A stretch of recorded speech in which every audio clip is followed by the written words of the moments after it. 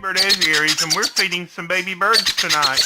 Look at these two little guys. These are crimson belly conures. I have shown these on a video before, and they don't look like much now, but they look a lot more like birds than they used to. They used to be teeny, ninety little pink things that barely moved at all. But these are going to be bright green and brown and gray birds with blue highlights, and their bellies are going to be bright crimson red. Just beautiful, sweet little birds. And we're going to go ahead and we're going to get these fed, and we're going to show you some other baby birds.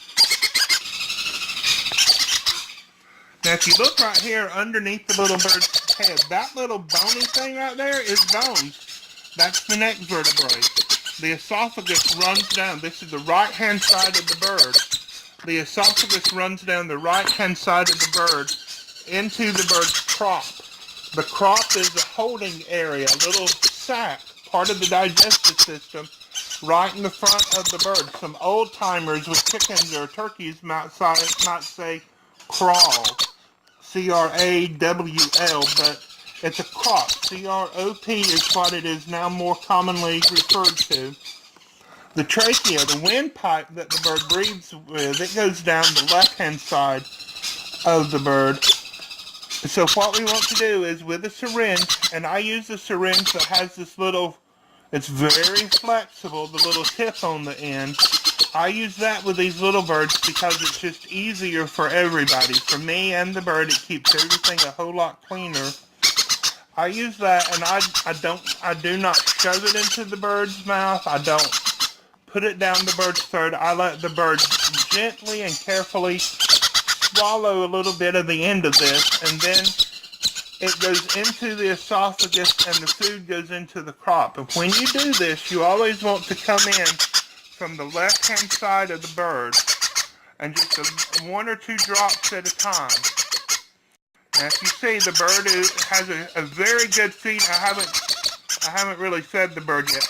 He has a very good feeding response. On the side of his beak is a little fleshy part, and that part, as the baby bird matures, that little fleshy part will go away.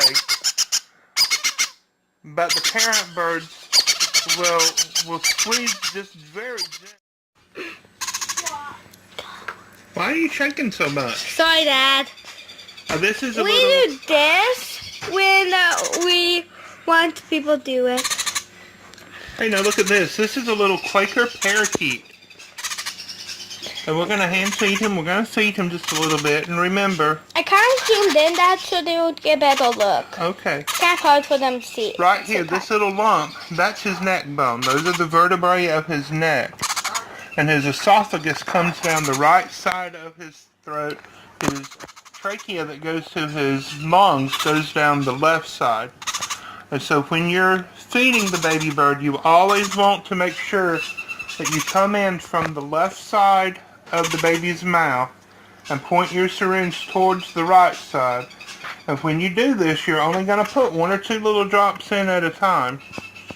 Now with this little canoe tip, with the little tip on the end of the syringe, it will go down into the esophagus just a little bit. Fill up. And you just fill them up. You just gently squeeze the syringe, just a few drops at a time. And this is the crop right here. And that's what fills.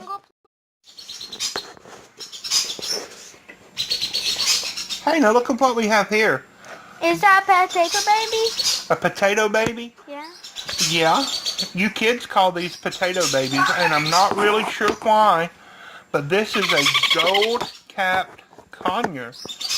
This is a member of the Aratinga genus. This is a cousin to the sun conure and to the Jinde conure and even to the Nande and the Dusky conure.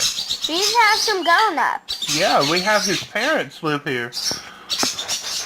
As an adult, he's going to be bright green all over with blue on his wings and in his tail. Look And at the this. top of his head right here is going to be bright yellow and gold color. And he wants to see, he wants to be fed. This is a feeding response. Hey friends, The look what... baby bull was right there in the face. That was actually hilarious. Real bad. Are you recording? Then be quiet. So bad. Turn that off. I'm going to delete the whole...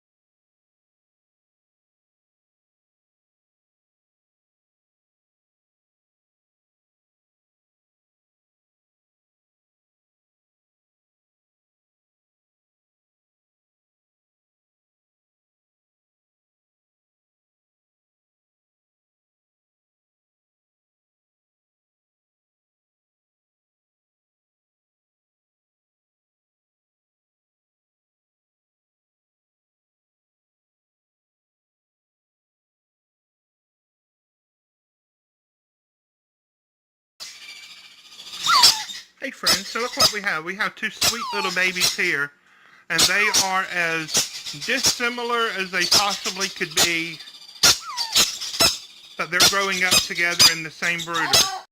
This is a cinnamon turquoise green cheek conure, and this beautiful baby back here is not an Indian ringneck. This is an Alexandrian ringneck, the bigger cousin to an Indian ringneck. Now this little baby back here, this one is not, neither of these are for sale.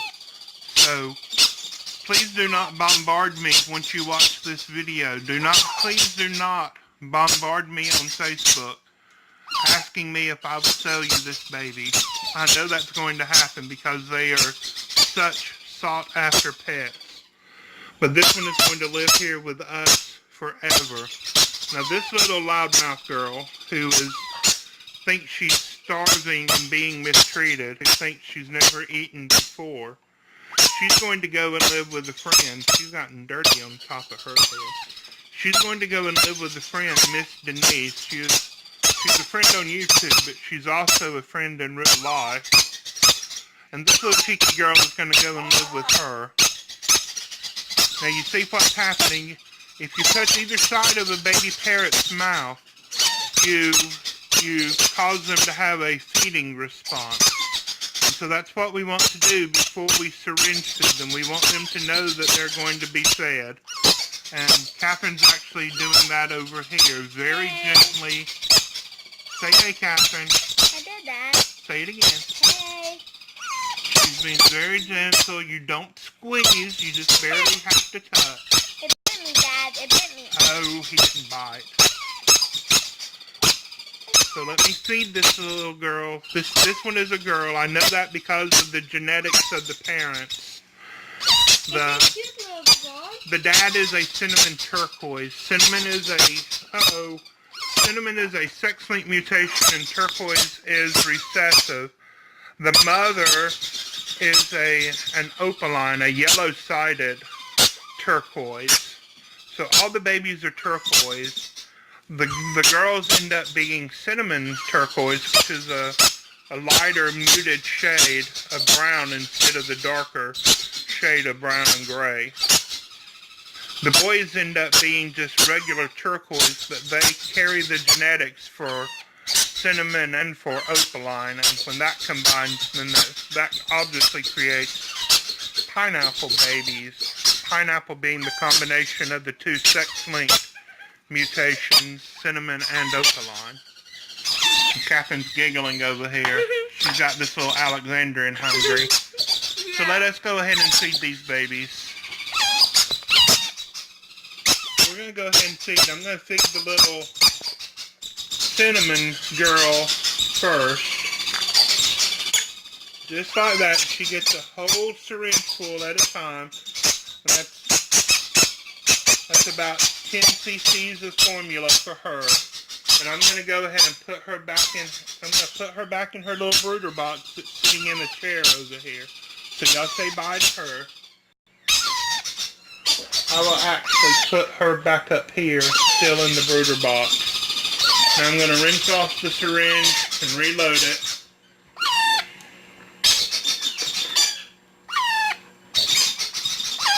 And we use a different syringe for each group of babies, but because these have grown up together, we can use the same syringe.